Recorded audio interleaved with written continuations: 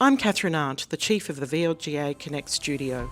Welcome to today's episode, brought to you by the VLGA, your counsellor support network and the national broadcaster on all things local government. Hi everyone, welcome back to VLGA Connect. I'm delighted today to bring you another edition in our Local Leaders series. And joining me for the program is the CEO of Campaspe Shire Council in Northern Victoria, Pauline Gordon. Pauline, lovely to meet you. And lovely to be here, Chris. Thanks for having me.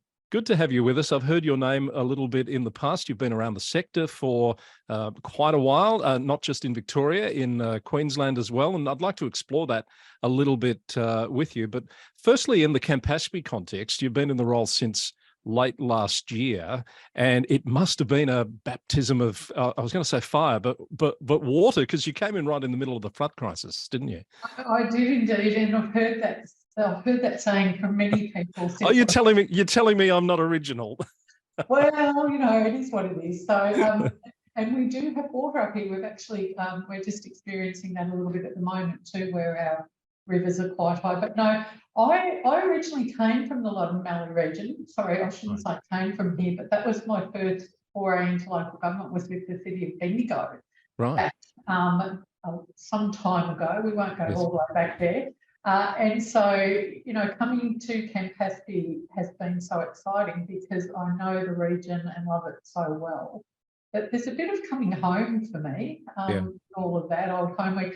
Perhaps not necessarily the week that I commenced. Yes. I actually had to come in before. So here's me thinking I was coming a week before I started, as you do when you're picking up house, and I was moving from Pauline.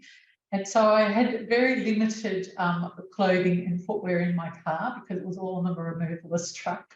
And I decided to come up a week before. Well, I was lucky that I got in the door because then it closed. And so I was in, I had Blundstones, I guess, instead of heels for my first few days, or first couple of weeks. So it was a bit of an introduction for the team about, okay, I'm here now, where is everyone? Yeah. And so it had just flooded, the 14th of October was when the rivers were rising. I think I arrived on about probably the 19th or 20th, with my official start date being the 24th. And of course, Tim Tamlin had been holding the role up until that time. And so it was just a really interesting time that probably more than 50% of our staff had been impacted by the floods, and I'd say 80% directly impacted.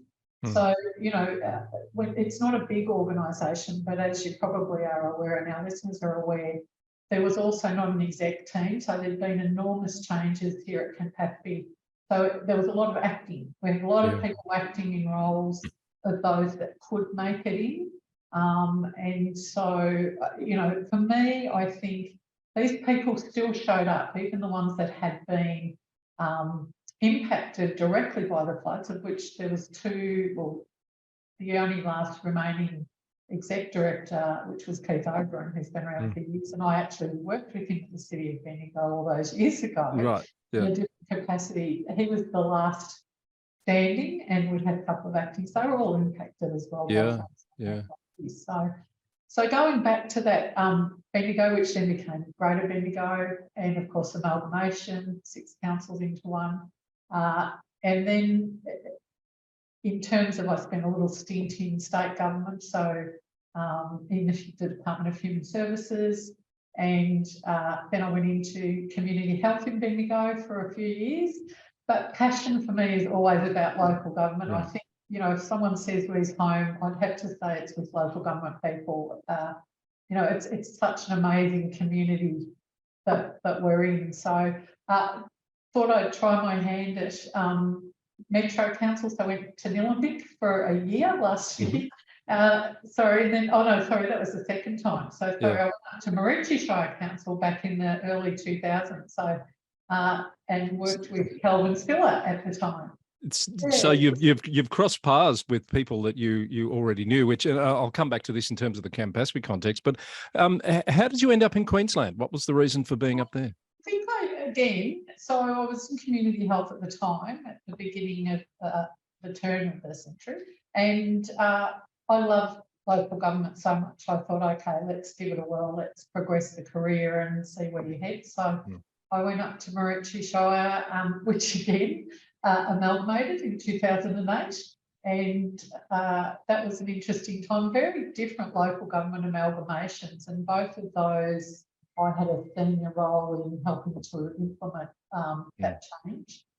And then I won't say it was calling, it was quite funny, but I did receive a number of phone calls about the Director of Communities retiring from Greater Bendigo in about 2011, saying, come home. And I'm thinking, well, hang on, I am home. I've been up here for 10 years. And, but Greater Bendigo holds such a very soft spot for myself and my family that, so I did put my hat in the ring for that and was successful at being appointed there as Director of Communities until 2016, which was when I went to Nillumbik.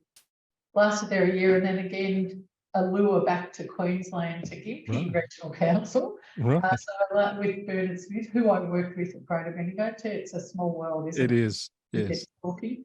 And so I lasted up there for about 3 years until it was right on the cusp of COVID, and knowing there was massive change coming with that. And my family were all based in Victoria. So it was time for me to come home, and you know, again, I was successful going to Mornington Peninsula and working with John Baker down there. And but when this particular position came up for CEO, you know, that lure back to the Loddon Valley region, and I think because there's so many of my former work colleagues from Greater Bendigo that are now CEOs here as well. So in the region, it was such an opportunity for me to come back and work here and work in a community that's a very passionate community, very down to earth people, so welcoming. You know, those first couple of weeks I had my neighbours, one neighbour brought me in a kettle. I had a sleeping bag and a lilo for that first week I was here because I had no furniture. And, you know, I had one neighbour bring me in the kettle, and these beautiful people, two elderly gentlemen across the road that mowed my lawns because I have a phobia of snakes, and they were out in full force because of the floods. Yeah. We had snakes everywhere. So it was quite, it was quite an interesting time, really. So was being a CEO always part of the plan for you? Look, I have to say, I think, I'm going to say I've been a wing woman. I've been a wing woman 6 times to amazing CEOs. I've always had this, you know, enormous respect and incredible mentors in my career. And I think I've been satisfied to a point with that. But of course, there's always moments where you think, oh, I might have done that differently. But also, I think knowing this Campaspe Shire as well, what I could then bring in terms of my offering from my years of experience in communities. And I have a real passion for people and seeing how we can work together and collaborate to deliver some really good outcomes for the community. And I think that was at the forefront for me as to how this position was solved, that council was really looking for a CEO that wanted to engage with its community, and that's at the very heart of what I do. So it's a pretty exciting opportunity, and probably one that's been quite fortuitous in terms of my skill set coming in at a time when it's been pretty debilitating here, I'd have to say, for the last 8 months. So let's talk about that. So first CEO position, notwithstanding the you're dealing with your phobia of snakes in a way that you probably were not expecting to, and can I just say we actually had 5 snakes in, that was the peak day when there was 5 in the building on the one day. So for our listeners that don't know, our Campaspe Shire offices are actually on the Murray River. We're right on the beach, and they were coming from everywhere. And so this particular day, and it was very warm weather too. So, you know, we're talking about hot weather, lots of rain, snakes everywhere, and they were disrupted, of course, from their spots, and they were waking up anyway. And they were coming in the building. So you couldn't leave doors open even though you needed to. And the record was 5 snakes in one day. So Wow.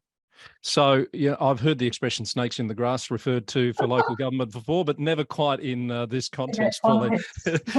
But seriously, I want to ask you, coming in at that time, there's no rule book, is there? How do you start to take charge of an organisation when, granted, you might know 1 or 2 people, but everything's so new to you, and it's like you've got to make some quick fire decisions, I'm guessing, every day?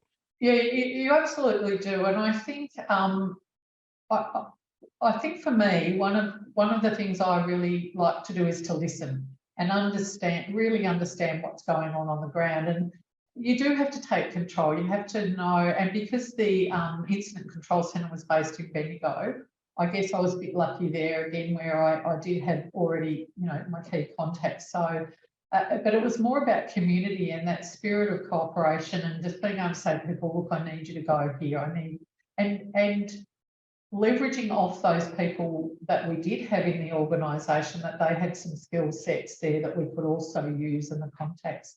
I think that's been the really difficult part, is just the changing number of state government people that we had coming through, because they were coming. The impact of floods was, I don't know how many councils, Chris, but I think it was over 60. Yeah. So you had people going everywhere in Victoria, and you really did have to rely on that local knowledge, on our council for really stepping into that space and being able to give me information. I could go, okay, this is where we need to head. We had a relief centre that was open for 35 days, which, I don't think anyone expects a relief centre to be open for that long. We had a number of people that were very angry about the levies, where the levies had gone, where they hadn't gone. And I think one of the big things that we were true with was sticking to the message about who was responsible for what aspects, and being very firm at saying, look, this is the SES's responsibility. We take our lead from them. This is what council's role is in emergency management. And I think that really helped us. And that's all well and good, but of course you had to deal with the media over the top of that. And I still think of that Today Show report where your mayor was on the spot and treated really poorly by the interviewer. I'm not even going to give him the benefit of naming him in this forum. Had you been in a position of having to deal with that sort of media spotlight before? Look, I had, Chris, and it was probably more with the mosque issue in Greater Bendigo. So I was the director responsible for coordinating all of the community engagement and the responses with the mosque. So it wasn't new to me. And again, when I went to Nillumbik, the refugees going into the community centre at the time, and the impact that had. So I think during local government, everyone comes across these massive impacts. His behaviour, though, and that I have to say that was my first official day, my first official half an hour of being in the building. That interview occurred. So I have nothing but admiration for our former mayor, who had also been impacted. So her house had been flooded as well. And you're talking about people that have been going without sleep. And with, not even thinking of their own. Our community of Rochester, we've had over 2,500 properties that have been impacted, and our former mayor at the time had actually been down at Rochester hugging those people who have lost everything, versus some people that, yes, they were impacted, but water had gone under their houses, not totally 100% decimated them. So in the context of our where we could position ourselves, we were very, I guess that was my role, was actually saying, well, this is where we need people to go. This is where our priorities are. This is where we know our emergency services are, and how we can best work. I have to say, though, I also did call in the heavy artillery, so that call out to other local governments to come and aid us, just from day one of me being here, really paid off. And we had councils come from everywhere to help us, and we'll be eternally grateful for that. That's one of the things about the sector, isn't it? It does band together when Yes. when it needs to. And the former mayor you're talking about is Chrissy Weller, who, Correct. as you say, was dealing with a lot of stuff at the time, but handled herself admirably in those trying circumstances. 9 months later, how do you look back on that and reflect and think about if I have to deal with a situation like that again, what would you do differently? Well, I think one of the issues for us was our emergency management plans weren't particularly where they needed to be in terms of all staff knowing their roles and responsibilities, but also understanding that when you have very low numbers of staff, how do you prepare for disasters to ensure that you're going to have people that can have the breaks when they need them, or in fact, understanding that it actually might be an entire organisation that has been directly impacted. You wouldn't have credited that we had floods in, so, they were in 4 areas. It wasn't just contained to one part of our municipality. We actually had Rochester, East Echuca, the village, and then also Gumbau, Trumbury. And, so we had our very limited resources.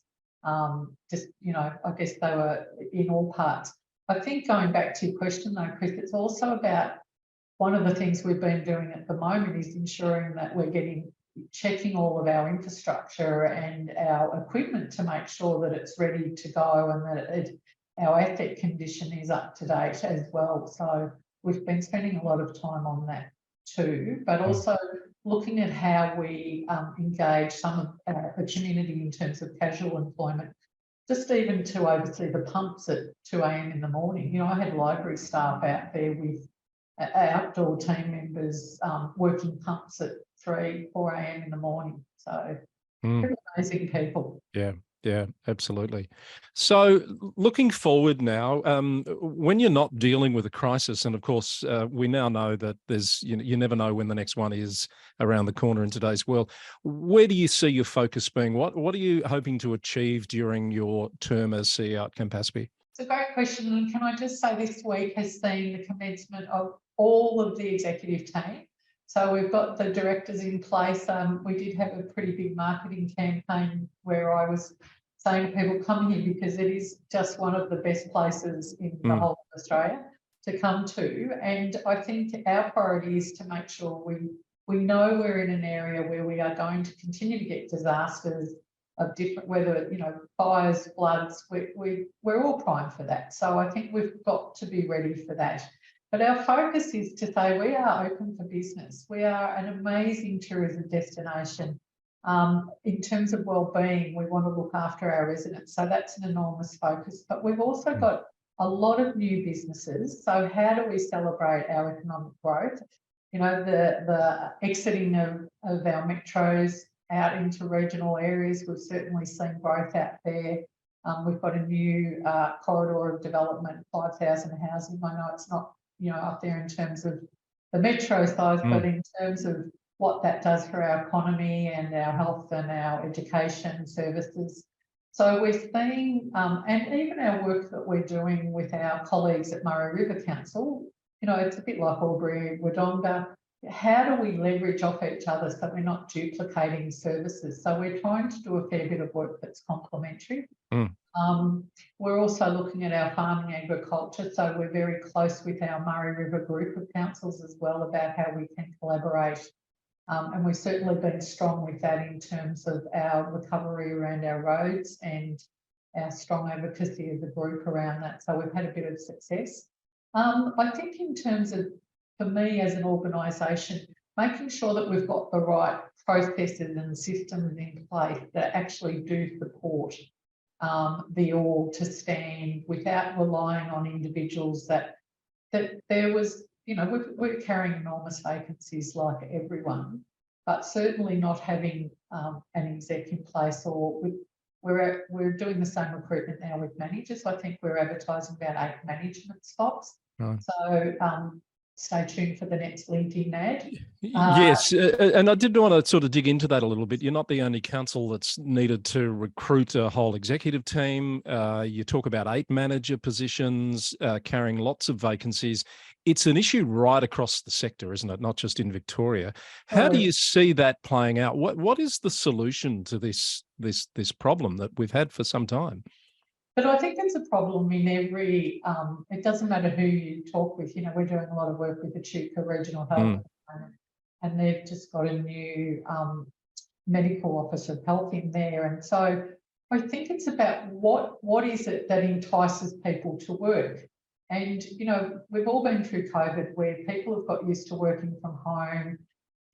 What is the new model of working? And if you know you're going to get the best productivity out of your team, what does that look like for them? I think the days for me of having everyone in the office 5 days a week or 6 days a week, that's gone. That if we can actually develop models where we can see that productivity is enhanced by working how people want to work. So it's a people-centred model. I think will go a long way. And turning around for me here, what has been a fairly, I'm going to say it was burnt. It was a fairly burnt culture of, let's just get on with the job versus what's important to you and your family, and how can we support you in your career development to make sure that you're developing not only as a professional within, but that personally we're giving you that support as well. So I think we're seeing people come, which is great. So we've just appointed a couple of other key positions. We've got another engineer starting, which they're like rare as hen's teeth. Yeah, absolutely. So what is it that attracts? What is it that attracts people to local government? I think I was reading, one of the other councils and their results in community, their staff being engaged in their organisation and feeling safe. And I think that's really important, that staff come and they feel safe in their workplace, and that they can be heard and have their views shared without fear of retribution. I think that's really important, that they're valued and that they understand what the values of the org are as well, and that resonates with them. And if it doesn't, maybe they're not in the right organisation. Yeah. So you've worked now extensively in Victoria and in Queensland. How do you sort of summarise the differences in terms of what's good about Victoria as opposed to Queensland? Are there things that we do better or that they do better? Isn't it funny? You go to both places and you think, and then you look across. It's like looking at your neighbour next door, where you say, "Oh, they're doing it better, so I think I'll go back there." But I think each has its own strengths, and I do think they're very good at disasters. So because I think they've had so many more than Victoria. Yes, perhaps more practice. They've had the practice. So cyclones, fires, floods. And I think that helped me up there, where I've been involved in a few of those. So when you said earlier, what prepares you for that? I think it's just your years of experience. The difference for me is the actual elected representatives. So they are full-time and they're community elected in Queensland versus here. And so the mayor is also publicly elected. Yes. Yeah. And he's a 4-year stint. So that's probably the big difference between the two states. Do I think one's better than the other? No, I think they've both got their, I think that it depends which council you're in. So how does the CEO role fit after 9 months? And is it something you see yourself now doing for the longer term at that level of a council organisation? Look, I have to say I love it. I love it here. I love that the buck has to stop with someone, but being able to work, a lot of that comes down to the council that you work with too, though. And I am very fortunate that I have an amazing council that has been incredibly supportive from day one, because I think we've all had to be. It's just that getting there and having those honest and authentic conversations about what's important and what's driving them, and understanding our roles and responsibilities. We have to work together, and we have to work together. So, that it's almost like a tripartite agreement where you've got council, community and officers. I know that the current mayor and I, Rob Amos, we've been saying how good that's our measure of success, when we're all aligned with Yeah. where we're heading. So that's exciting. Excellent. Pauline, it's been great to talk to you and great to meet you and spend a few minutes of your busy schedule here on Local Leaders. All the best for the next few years in the role, and I hope we get to speak again. Yeah, thanks so much, Chris. Great to speak. That's Pauline Gordon, the CEO of Campaspe Shire Council, our guest on Local Leaders here today on VLGA Connect.